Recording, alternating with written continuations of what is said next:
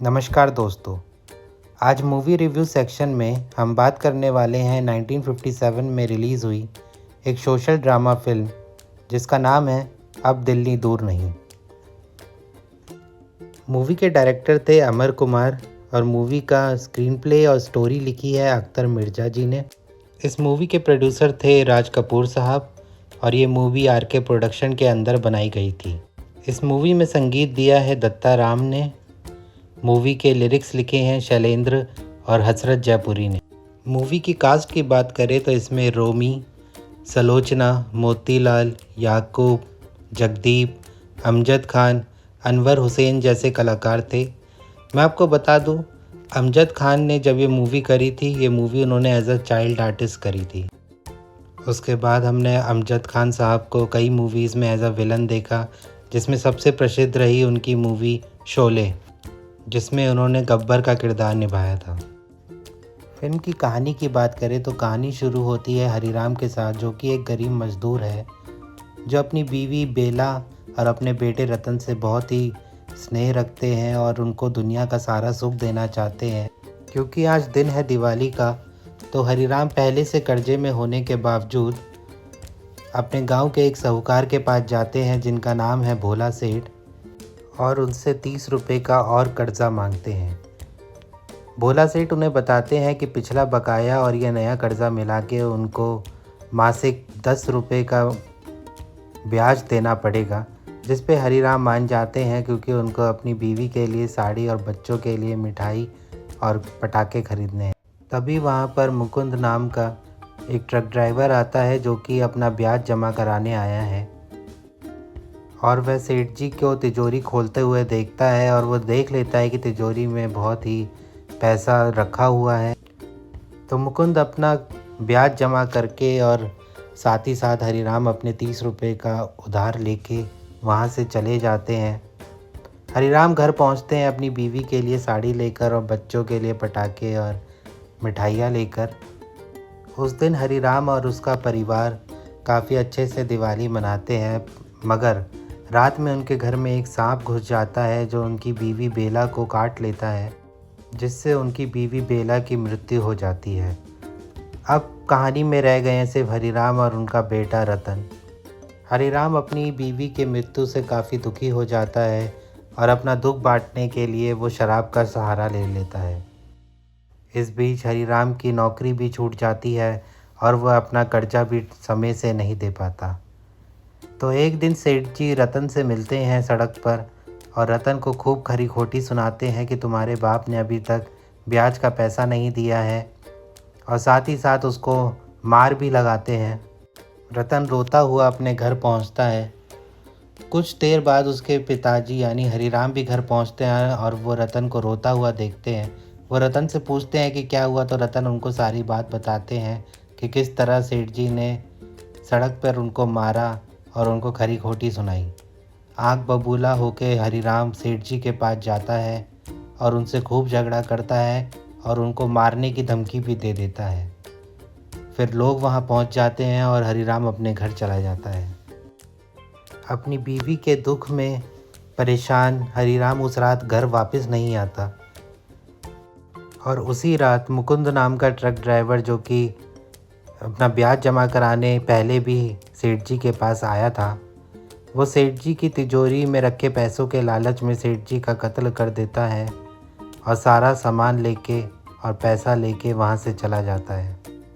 और दूसरी ओर हरिराम उस रात जहाँ उनकी बीवी को जलाया गया था वहीं पर सो जाते हैं, और उसी जगह पर घसीटा और मसीटा नाम के 2 पाकिटमार भी रात गुजार रहे होते हैं, जो ये आकलन कर रहे होते हैं कि ये इंसान यहाँ पर क्यों सो रहा है। अगले दिन जब हरिराम अपने घर पहुँचते हैं तो पीछे से पुलिस भी उनके पास आ जाती है, क्योंकि एक दिन पहले जो उनका सेठ जी के साथ झगड़ा हुआ था और उन्होंने सेठ जी को मारने की धमकी दी थी, और अब पिछली रात सेठ जी का कत्ल हो चुका है। तो इसके इल्ज़ाम में हरिराम को पुलिस पकड़ लेती है और उनको अपने साथ ले जाती है। अदालत में केस चलता है और हरिराम को फांसी की सज़ा सुनाई जाती है। दूसरी ओर हरिराम का बेटा रतन सब बातों से अनजान ये सोच रहा होता है कि कैसे वो अपने पिताजी को बेगुनाह साबित करे। तभी उसकी मुलाकात होती है घसीटा से, जो कि उस वक्त उसके पिता के साथ मौजूद था जिस रात सेठ जी का कत्ल हुआ। घसीटा उनसे बोलते हैं कि मुझे पता है तुम्हारे पिताजी ने यह कत्ल नहीं किया, क्योंकि पूरी रात वो शमशान में सो रहे थे और मैं इस बात का गवाह हूँ।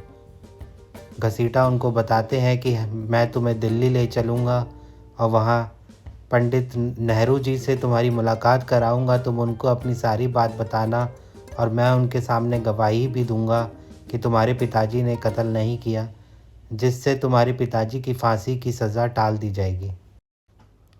फिर रतन और घसीटा दिल्ली तक का सफ़र तय करने के लिए निकल पड़ते हैं। मुकुंद को इस बात की खबर हो जाती है कि रतन घसीटा को लेके, जो कि गवाह है कि हरिराम ने ये कत्ल नहीं किया, दिल्ली जाने वाले हैं। तो मुकुंद एक लॉरी से घसीटा का एक्सीडेंट करवा देता है। घसीटा मरने से पहले अपनी गवाही एक चिट्ठी पर लिख देते हैं और अपने खून से उस पर अंगूठा लगा देते हैं और रतन को कहते हैं कि जब तुम दिल्ली पहुंचो तो मेरे दोस्त मसीटा से मिलना। वो भी उस रात वहीं था जिस रात तुम्हारे पिताजी शमशान में सो रहे थे, और ये पत्र भी अपने पास रखो जो कि मेरी मरने से पहले की गवाही है कि तुम्हारे पिताजी ने ये कत्ल नहीं किया। तुम इसे जाके पंडित नेहरू जी को दिखाना और वो ज़रूर तुम्हारी मदद करेंगे। फिर वहाँ से रतन, जो कि सिर्फ एक छोटा सा बच्चा है, अकेले ही निकल पड़ता है दिल्ली की ओर और पहुँचता है दरियागंज।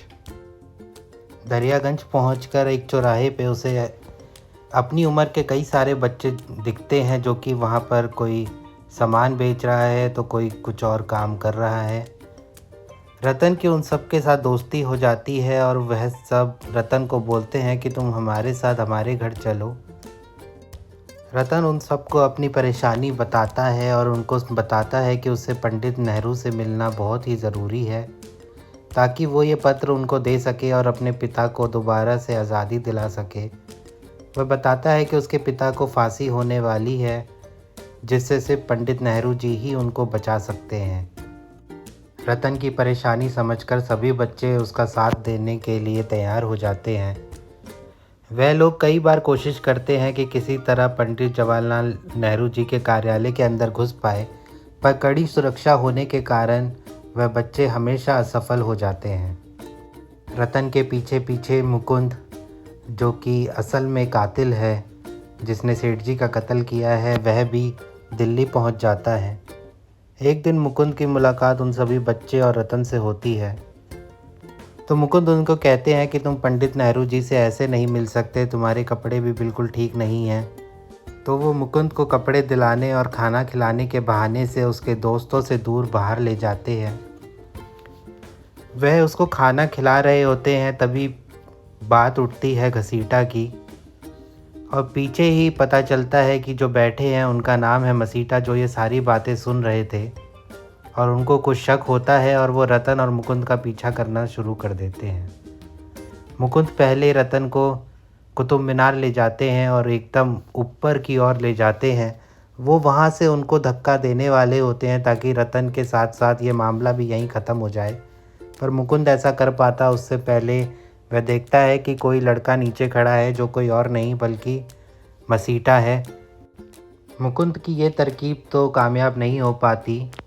फिर वो आगे रतन को एक लोहे के पुल पे ले जाता है, जो कि यमुना के ऊपर बना है। मुकुंद का ये इरादा होता है कि वो रतन को दरिया में फेंक देगा ताकि ये सारा मामला यहीं पर ख़त्म हो जाए और वो पंडित नेहरू जी से ना मिल पाए और उसका राज कोई ना जान पाए।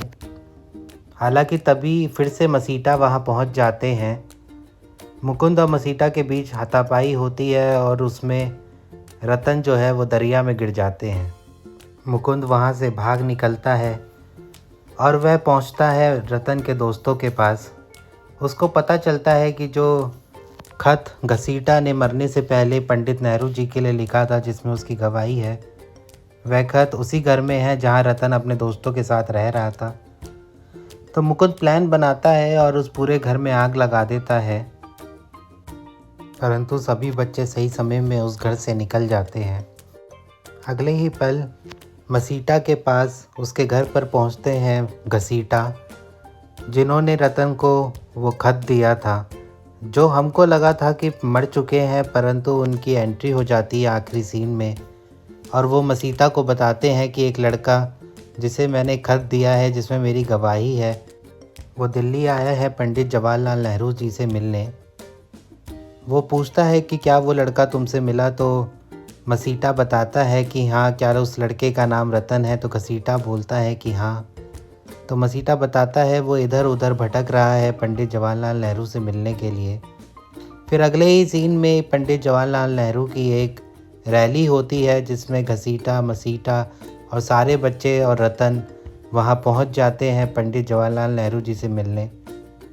उसी वक्त मुकुंद भी वहाँ पहुँच जाता है और रतन की जेब से वो खत चुरा लेता है, परंतु मसीटा जो कि एक पॉकेटमार है, वो दोबारा से मुकुंद की जेब से वो खत लेके रतन को पकड़ा देता है। रतन उसे लेके भागता है और पंडित जवाहरलाल नेहरू को अपना खत पकड़ा देता है और उनको सारी बातें समझा देता है। फिर ये केस रीओपन होता है और रतन के पिताजी को यानी हरिराम को बाइज्जत बरी कर दिया जाता है और मुकुंद जो आखिरकार कातिल था उसको सज़ा होती है। तो इसी के साथ ये कहानी यही अंत होती है।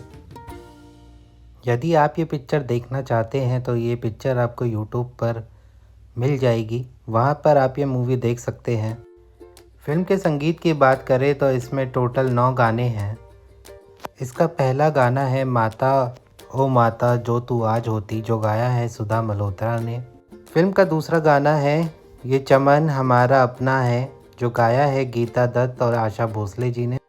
फिल्म का तीसरा गाना जो कि है रघुपति राघव राजा राम, जो गाया है शमशाद बेगम, आशा भोसले और गीता दत्त ने, जो कि एक बहुत ही मशहूर गाना है और काफ़ी हिट हुआ। फिल्म का चौथा गाना है चुन चुन करती आई चिड़िया, जो अगेन एक बहुत ही हिट गाना है जिस पे आज काफ़ी सारे कार्टून वीडियोस भी बने हैं और बच्चों को ये गाना काफ़ी पसंद आता है, जो गाया है मोहम्मद रफ़ी साहब ने। फिल्म का पांचवा गाना है जियो लाल मेरे, जो गाया है लता मंगेशकर जी ने। फिल्म का छठा गाना है भेज छनाछन, जो गाया है मोहम्मद रफ़ी साहब और एस बलबीर जी ने। फिल्म का सातवां गाना है लो हर चीज़ ले लो ज़माने के लोगों, जो गाया है आशा भोसले और गीता दत्त ने। फिल्म का आठवां और आखिरी गाना है मालिक तेरे जहां में, जो गाया है सुधा मल्होत्रा जी ने। तो दोस्तों इसी के साथ ये वीडियो यहीं पर समाप्त करते हैं।